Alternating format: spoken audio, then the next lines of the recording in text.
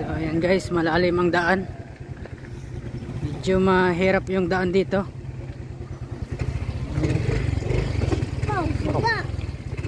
Labuat kaya yung dalong. Ayan ay river ito sa guys. Ayan o, ginagawa ko yung tulay. Ayan.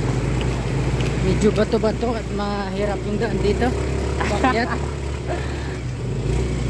Pero kakayanin. Ayan. Galing kami guys sa Sara papunta sa Agdalin. Ayan. Doon kami guys galing sa baba. Ngayon ay paakyat na kami.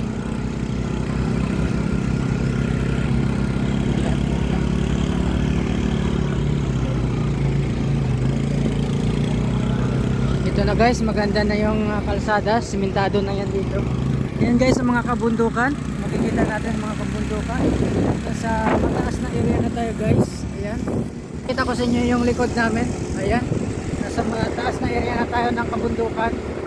Ayan, ang napakaganda guys ng view. Welcome to the Philippines. Ayan guys.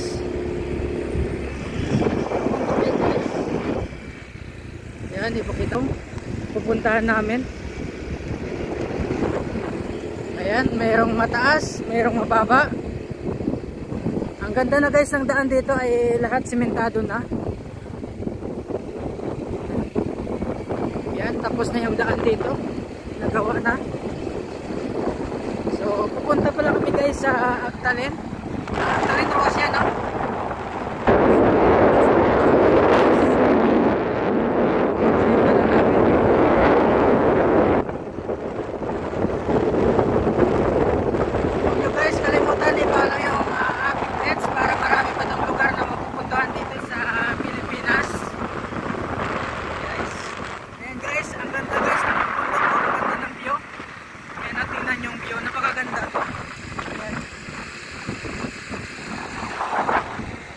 Kasagingan naman ito. Ayan, pababa naman kami. Ayan, no? Taas baba yung dinadaanan namin ng mga bundok. Sa kabundukan kami dumadaan guys. Ayan. Ang ganda ng view guys, napakaganda. Sulit na sulit guys yung punta nyo dito. Ayan, no? Ang ganda ng mga bundok.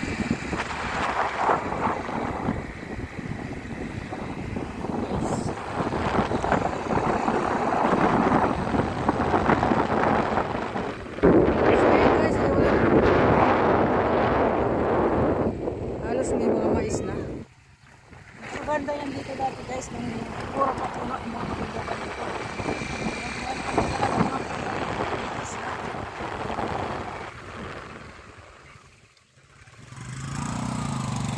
Ayan guys, malabas na kami ng kabundukan.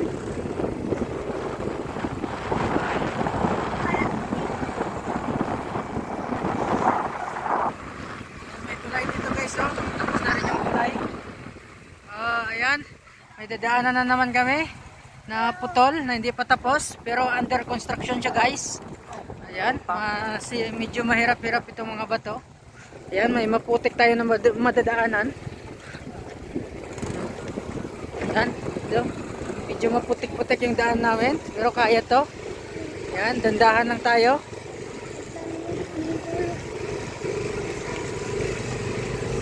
Ayan, may bako pa guys, gumagawa dito. Bako. Guys, nakasurvive na naman kami sa bato-bato ng mga daan.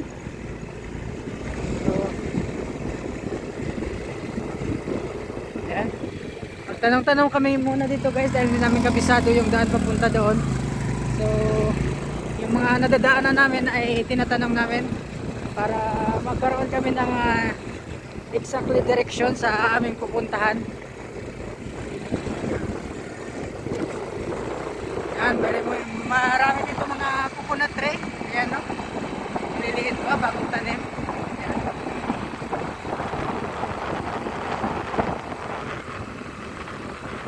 May mga kuryente na rin pala dito guys. Marami ng mga bahay-bahay dito. Kaya meron na dito guys kuryente.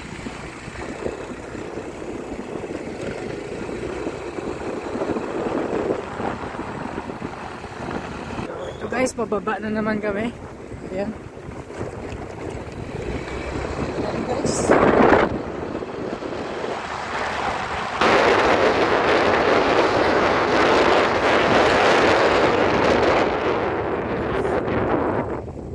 Ito, may matarik na naman na daan.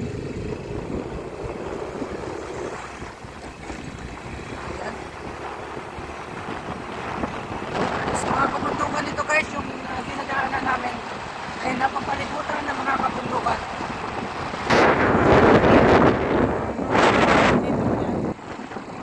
Ayan sa baba.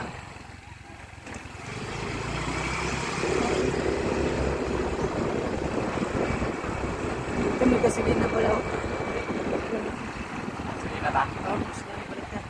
So, kailangan muna namin guys magpa-gasolina dahil baka maubusan kami ng gasolina. So, magpa-gasolina kami muna. Gasolina kayo ta? Tagpila gasolina nang?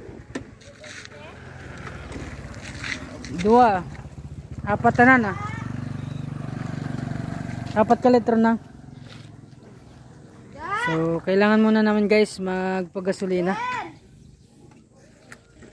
So, kailangan muna namin guys mag-recharge ng gasolina para tuloy-tuloy yung takbo ng motor namin. Parang kulang na kami start na mag-ambon. Parang sasama yung panahon guys. Ayan. Umuulan na guys, umaambon na. Ayan. Nag-start na yung ulan guys.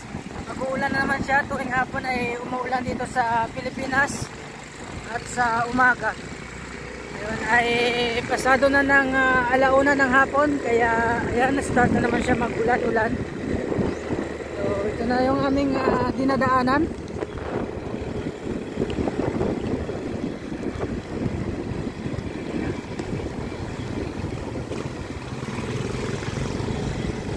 Ang dinadaanan namin. Bale, galing pala kami guys sa Sara.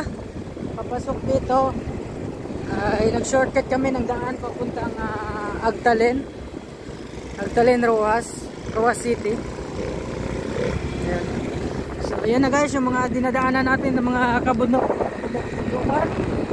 Ayan.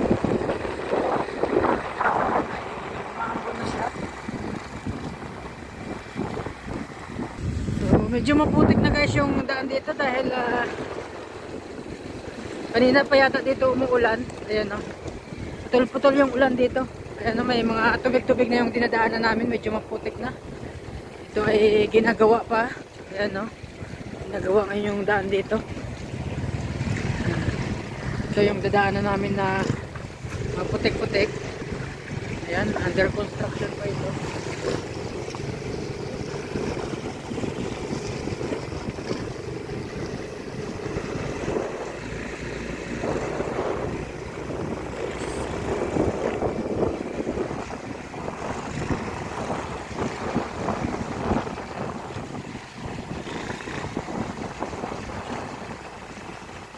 Paakyat na naman kami, akyat baba yung mga dinadaanan namin na kalsada. Ayan. Napapansin nyo, may mga pako dito. Ayun, malalaking bato. Tinukay yan, tubok yan din.